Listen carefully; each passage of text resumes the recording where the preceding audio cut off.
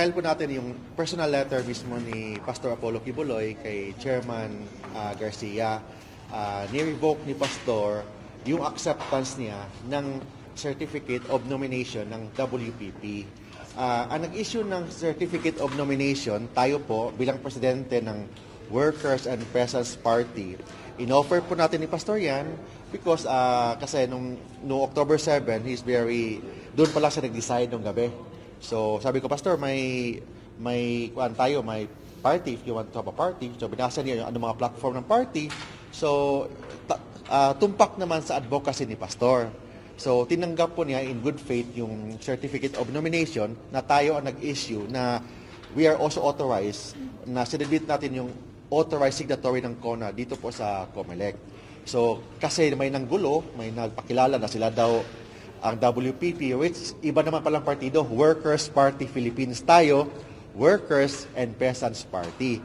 Yung nanggulo is Workers Party Philippines. So parang walang problema kasi baka may intra-party disputes. So ayaw naman ma-involve si pastor of the intra-party dispute. So ni-revoke po niya ang kanyang acceptance. So hindi niya ang acceptance po ng Certificate of Nomination na ang WPP ang nag-issue, tinanggap ni Pastor. But ni-revoke po niya ang acceptance on the ground na ayaw niyang ma-involve sa any intra-party disputes.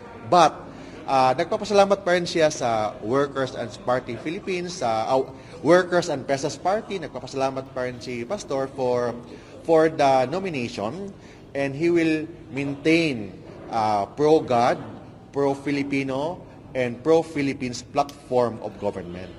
Yun yan. Sir, ano magiging effect dito, sir? But of course, yung mga nagpakilala na sila daw yung legitimate, they are still welcome to support Pastor Kibuloy. And we are very happy kung mag-support man sila, which dami na akong na-receive ng mga tawag na they are expressing the support for Pastor. And they're all welcome to support Pastor Kibuloy for Senator. Sir, ano magiging effect ng pag-revoke ni Pastor Kibuloy? Pastor Kibuloy will be running as independent senator. But of course, hindi naman matatawag na independent si Pastor Kibuloy, and dami naman mga political parties na nag-invite kay Pastor na maging guest candidate. So, with or without a party, Pastor Kibuloy can run the campaign. And we are very happy na nakasama po si Pastor Kibuloy sa 66 candidates na officially na partial list of senators. Kami nabanggit kayo ng mga may nag-invite na guest candidate. Anong mga party yan, sir? It's still on process. Hindi pa natin masabi kasi it's still on process. Pero Mayroon na, madami, but still on process. Okay, thank you. Anong party, sir? Anong action ng party with the revocation of? Our party will still support Pastor Apollo Kibuloy.